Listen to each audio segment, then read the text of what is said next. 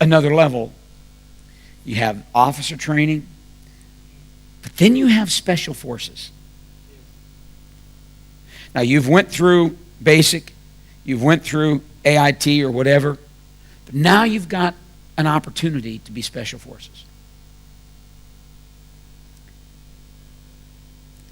Special forces, it's discipleship 606.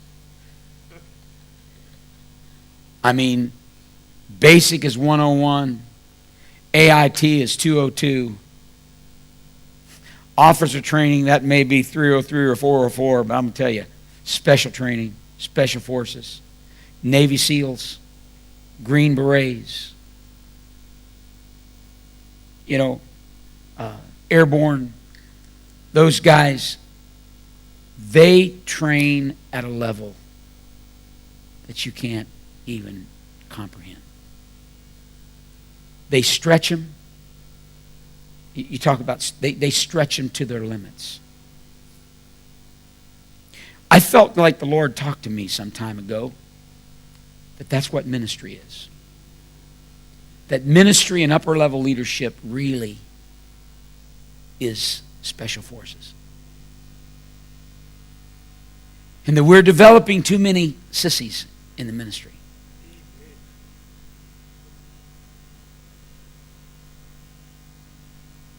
And that there needs to be a step up.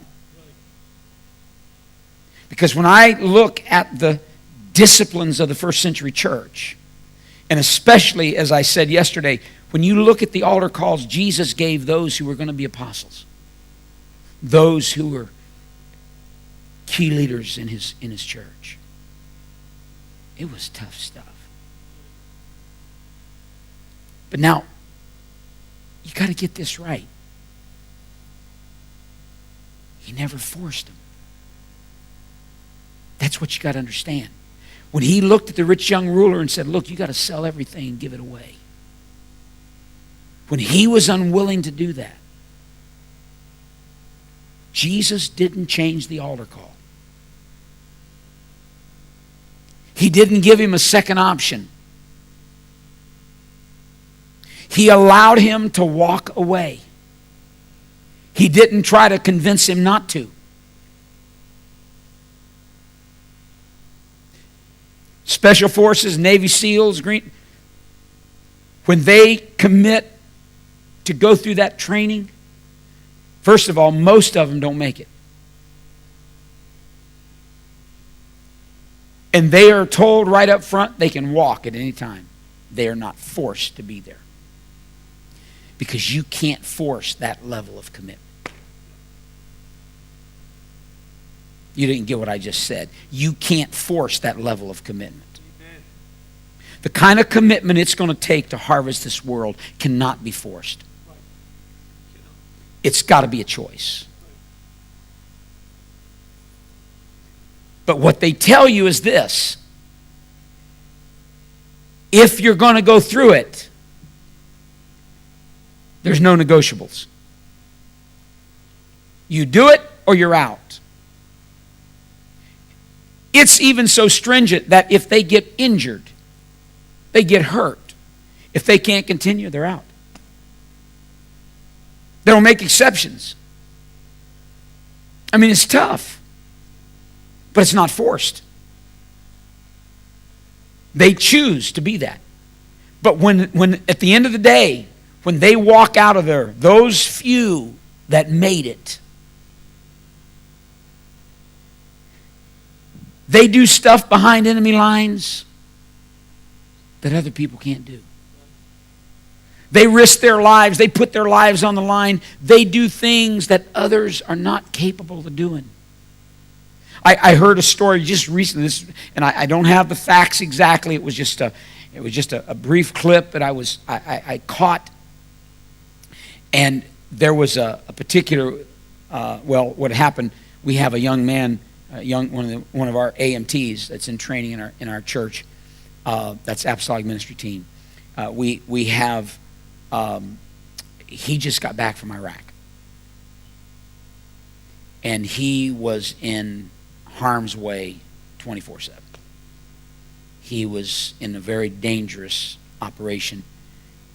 He was used as a translator, and I believe God's going to use him someday, probably in an Arab-speaking country somewhere.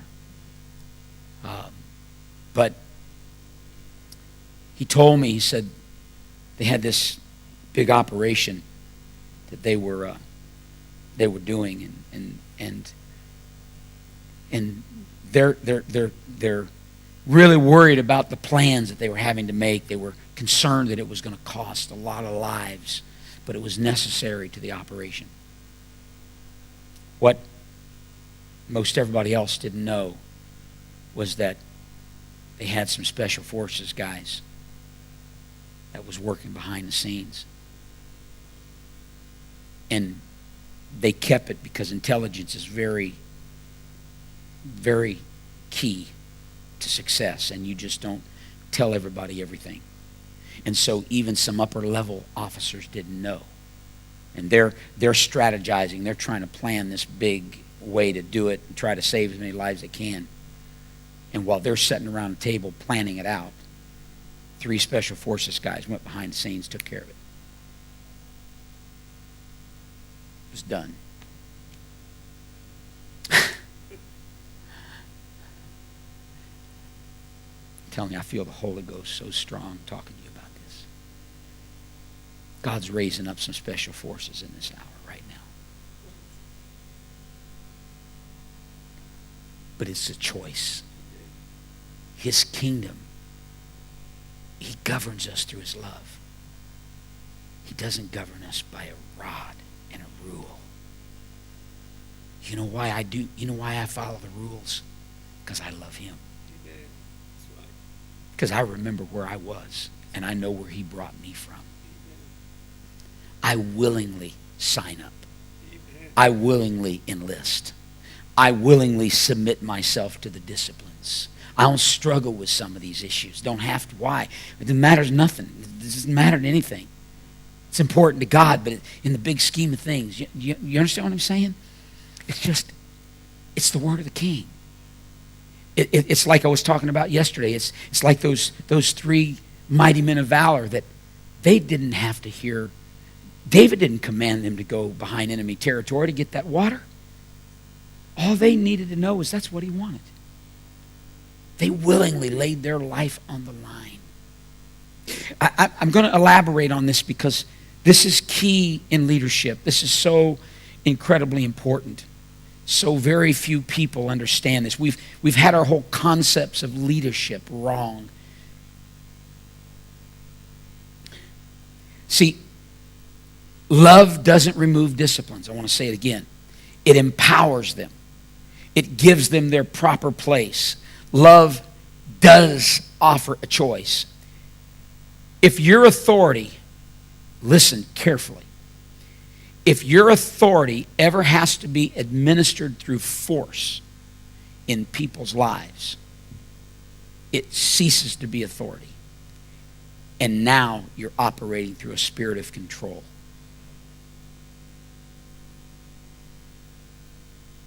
See, it's a lust for control that motivates dictators and tyrants.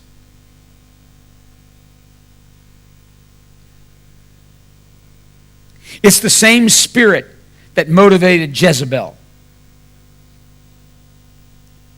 You know, Jezebel never had a problem with a prophet. She just had problems with prophets she couldn't control.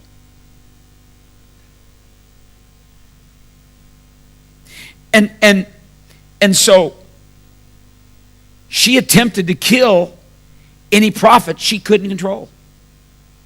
Spirit of Jezebel, if it ever gets in a church, its primary motive is to control the mouth of the man of God. To silence him.